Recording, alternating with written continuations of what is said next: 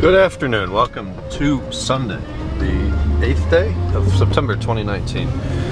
It's been a busy one so far. I got up about 9, I headed over to La Jolla, met Megan and her friend from LA for brunch at Cody's. And we had a lovely brunch outside overlooking the La Jolla Cove. Came back, did vlogs, did mail, sold some shit, and updated spreadsheets. Now we're headed up to Escondido to the shop, where Nate has been all day. We're gonna get his M5 back in a turnkey, potentially ready to drive state today. That's the goal. We'll talk to you from Escondido. Locked up, I'm not the killer. Back down, I'm not the killer.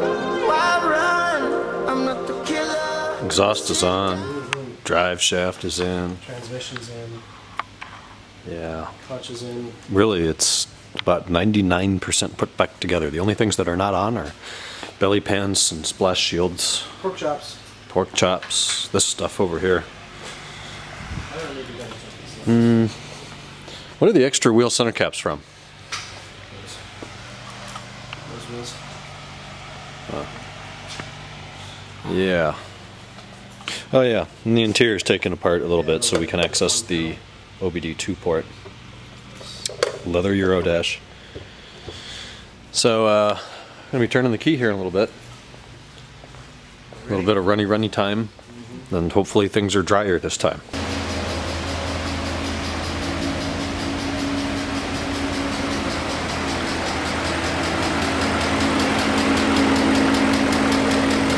Down to one stick and lifter on bank one.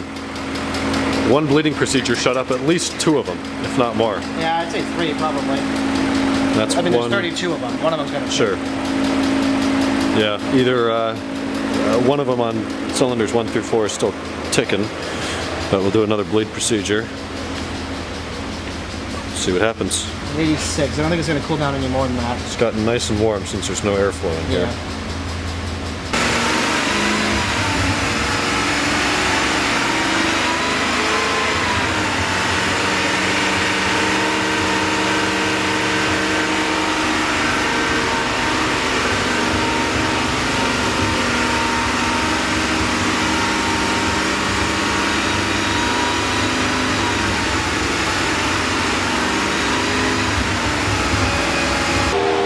Lifter shut up.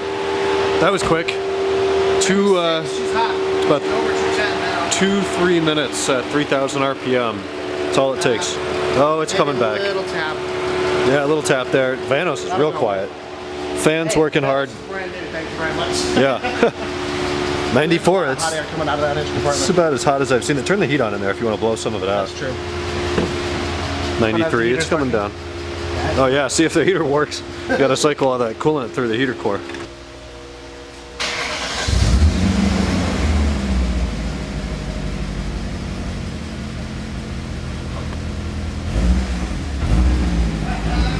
It moves under its own power. For the first time since February. That's 7 months.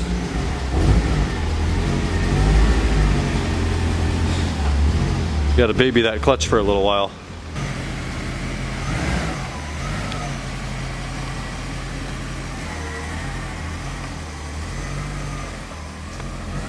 So it's just going to go around the parking lot right now, and we'll see how it does. 230, that's 2 miles. Funnest 2 miles ever? In a certain funnest, way. But yeah, definitely the most satisfying. Yeah, for the sure. most satisfying.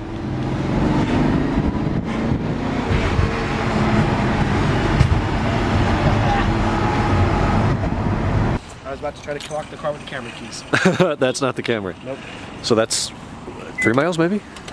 3 miles or 2-3 miles. We are way over here, long far away at Bertso S. Yes. Bertso's.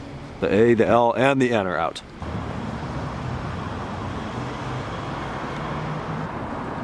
It's therapeutic. For sure. Not as bad as when we were in Arizona or California. Where were we when I was filming that with all the bugs? On the east. Oh, we were just outside of California. Yeah, I think it's just out of California and Arizona maybe. Yeah, because you hit 160,000 miles at the California line. 59,999. Well, it spent several months outside, several months inside. It's gonna get a good hand detail. Are you gonna clay it or anything crazy? Huh? You gonna clay it, you think? Sure. Yeah, that's gonna be nice. The amount of embedded surfaces out cabinets and all that stuff right now is it's high. The wheels are pretty clean though. Because you had cleaned those, right, as you started this whole thing? Because we were washing, we were cleaning wheels for you to sell. The 71s, Yeah. I think we had washed, Oh, so that's you right. did these at the same time. We washed like 4 sets of wheels right then. 11:10. Nate came back here tonight. We had In-N-Out burger for dinner and shared a bottle of champagne. Holy cow, what an experience. So back in January or February, he spins a rod bearing on piston cylinder number 3 and brings it in. We're going to do the rod bearings. We got like 25 minutes of DIY content filmed for E39 Source on a rod bearing DIY. And then we get to the crankshaft and get the end caps off the pistons, and he realizes that the crankshaft journal is beyond repair. And fast forward 7 months, the engine's put back together. We had a leaking rear main seal. He replaced that. We got the exhaust back on today and the drive shaft and the O2 sensor wiring and all that shit that needed to get back together. He torqued down the front suspension. We ran codes. We replaced a bad crank position sensor that was not enabling the car to start. Crazy day, crazy experience, but holy cow, that thing runs and it sounds great. It makes great power from what we can tell. Obviously you can't tromp on a new engine like that very much, but we started off just letting it run, and then he bled the lifters twice. They quieted down. We drove it around the business complex there a couple of times and got the brakes back in operating condition, and that worked well. No codes, no leaks. So then we took it out around Escondido, and that was good. We went over to Albertsons, bought some distilled water to mix with coolant, so he has some extra coolant in case something happens. And that was good. And then we went down here. He came down here about 15 miles down the highway at 80 plus miles an hour, and we got in and out, and now he's driving it back up to Orange County tonight. So the first day this thing runs, it's going to see over 100 miles, I imagine. So great news there. He'll be back within, a couple 100 miles for an oil change, fuel filter change, oil filter change, all the stuff you got to do on a new motor. So monumental day here, September 8th, 2019, and he successfully rebuilt on a 62. I mean, that's an incredible, incredible feat that I know I wouldn't be capable of doing. I would have it done, or buy a donor engine. If there were a gun to my head and I had instructions and the tools, yeah, I could probably do it, but not the way he did it. That's something else. Anyways, I'm tired. It's late on Sunday. I'm going to bed. Tomorrow's Monday. I will talk to you from the shop tomorrow. Good night.